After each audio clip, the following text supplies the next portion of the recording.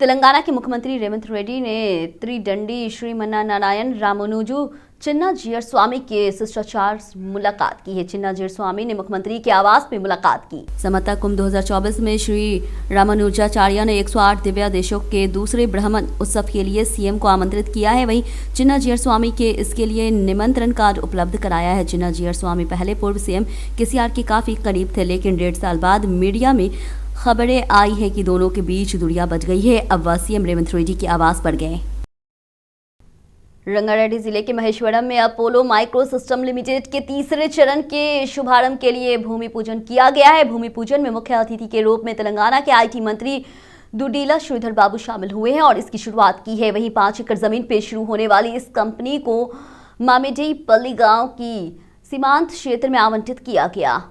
मंत्री ने कहा है कि विदेश से कई कंपनियां तेलंगाना राज्य में निवेश करने में रुचि दिखा रही है। वहीं राज्य के मुख्यमंत्री रेवंत रेड्डी ने विदेशी कंपनियों को बढ़ावा मिलने के कारण कई लोगों को तेलंगाना राज्य में निवेश करने के लिए कतार में खड़े हैं। उनका लक्ष्य तेलंगाना को देश में नंबर 1 बनाना है। उन्होंने कहा कि Apollo micro system limited company के लिए भूमि पूजन करते हुए खुशी हो रही है। अपोलो माइक्रो सिस्टम लिमिटेड प्रबंधकों को हमारी शुभकामनाएं।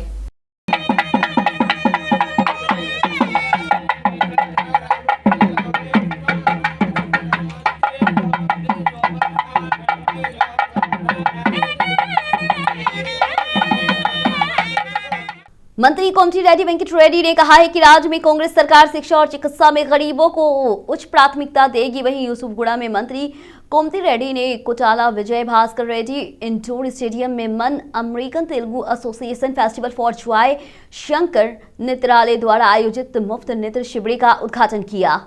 आयोजकों ने बताया है कि आज से 10 दिनों तक चलने वाले इस नेत्र शिविर में सैकड़ों लोग की आंखों को मुफ्त इलाज किया जाएगा। वहीं फेस्टिवल ऑफ जॉय के संस्थापक और प्रसिद्ध टिप्पणीकार सुमुनु कोमटिरेड्डी को विशेष रूप से बधाई दी है। वहीं फाउंडेशन की ओर से उन लोगों को सहायता प्रदान की जाएगी जो आई कैंप में चिकित्सा सहायता प्रदान कर रही है। वहीं साथ ही मंत्री ने घोषणा की है कि फिल्म उद्योग के गरीब श्रमिकों के लिए नानक रामगुड़ा में सरकारी स्थल पे घर बनाए जाएंगे। पर्यटन एवं संस्कृति मंत्री जुपल्ली कृष्ण राव ने कहा है कि 5वां शक्तिपीठ बन रहे जोगुलंबा अम्मवारी मंदिर में अत्याधुनिक मूल्यों को प्राप्त कर पर्यटन क्षेत्र के रूप में विकसित किया जाएगा।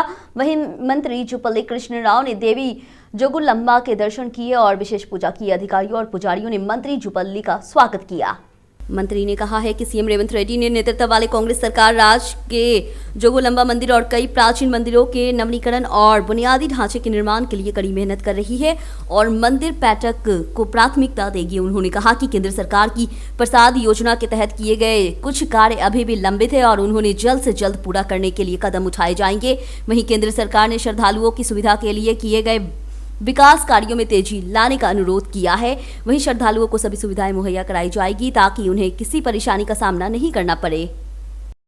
अविश्वास प्रस्ताव हराने के बाद बीआरएस नेता और मेयर मेकाला काव्या ने दुख व्यक्त किया है। मेयर इस बात से नाराज थे कि उन पर अनुचित रूप अविश्वास किया गया और कुछ असंतुष्टों ने अपने फायदे के लिए ऐसा किया है। वहीं असंतुष्टों में जमीन पर कब्जा करने वाले भी शामिल थे और उन्होंने उनके खिलाफ कार्रवाई की मांग की।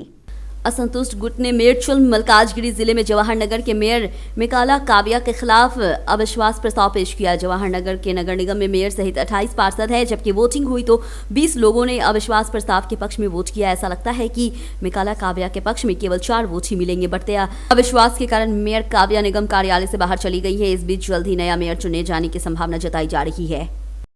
कांग्रेस एमएलसी बालमुरली वेंकट ने बीआरएस नेताओं पर निशाना साधते हुए कहा है कि जीएचएमसी में समस्याएं आधी रात में पैदा नहीं हुई है। उन्होंने जीएचएमसी परिषद की बैठक में ये बात कही है। उन्होंने कहा कि जीएमसी जिसके पास 9 साल पहले अधिशेष बजट था, अब ऐसी स्थिति में आ गया है जहां उसे दैनिक ऋण चुकाना पड़ रहा है। उन्होंने कहा कि सीएम रेवंत रेड्डी विस्तार अधिकारियों की प्रतिनियुक्ति के मुद्दों पर ध्यान केंद्रित करेंगे और ये सरकार अनियमितताएं नहीं होने देगी।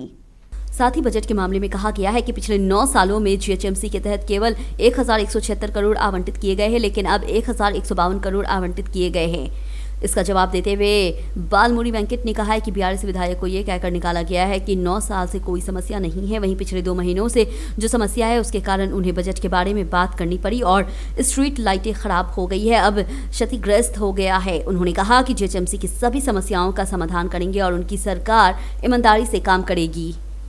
बीआरएस के पूर्व विधायक बालका सुमन ने कहा है कि बीजेपी नेता क्यों घूम रहे हैं। उन्होंने पूछा कि किसने कहा कि वे उसके साथ गठबंधन करेंगे।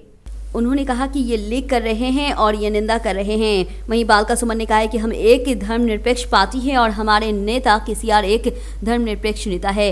किसने कहा है कि वे उनके साथ गठबंधन करने वाले हैं।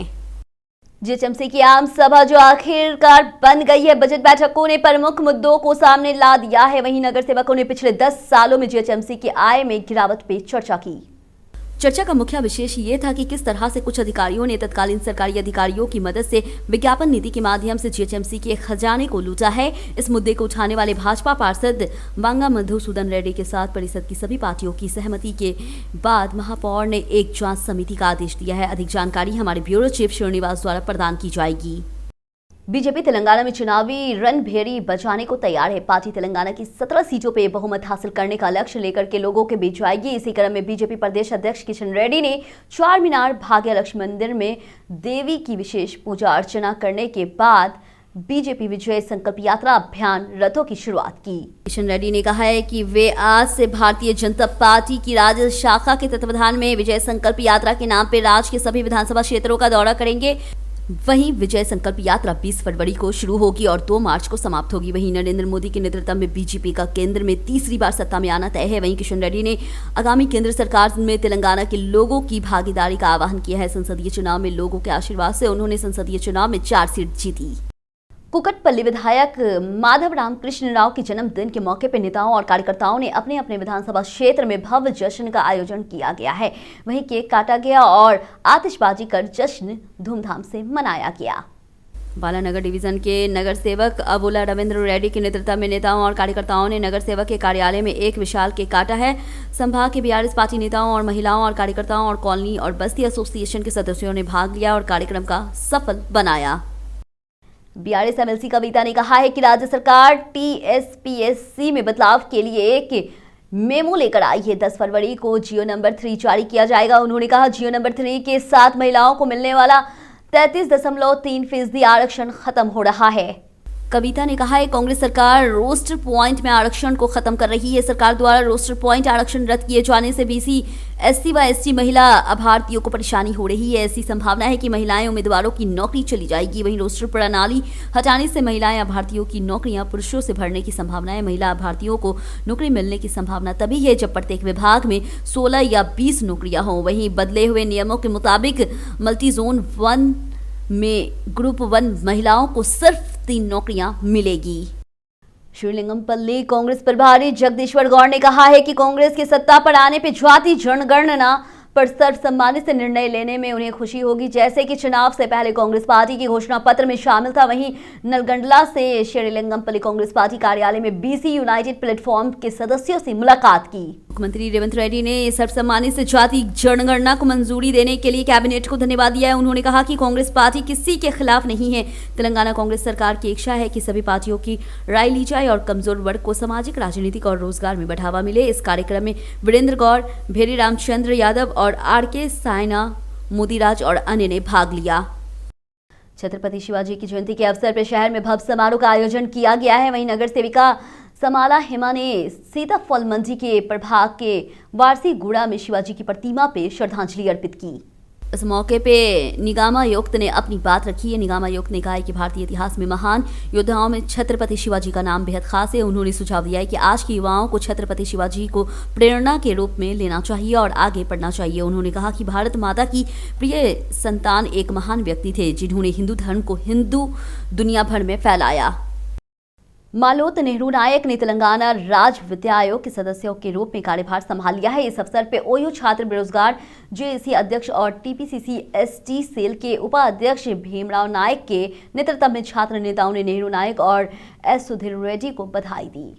उन्होंने कहा, जिस तरह से पार्टी ने विधानसभा चुनाव में जीत के लिए काम किया, उसी तरह संसद चुनाव में भी काम करना चाहिए। उन्होंने कहा कि जिन लोगों ने शुरू से ही पार्टी के लिए काम किया है और 10 साल तक विपक्ष में रहकर संघर्ष किया है, उन्हें कांग्रेस पार्टी की अधिक प्राथमिकता दी जानी चाहिए। इस कार्यक्रम में छात्र नेता नायक सुधाकर, बाला सुब्रमण्यम और अन्य ने भाग लिया।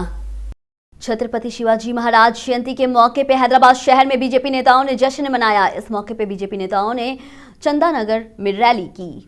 बीजेपी नेताओं ने विशेष रूप से शिवाजी की प्रतिमा से सजाए गए रथ पे मार्च किया है। रैली गंगाराम से शुरू हुई है और लिंगमपल्ली में तुलजा भवानी अम्मावड़ी मंदिर तक जारी रही। इस कार्यक्रम में बीजेपी कार्यकर्ताओं ने हिस्सा लिया और बाइक रैली निकाली।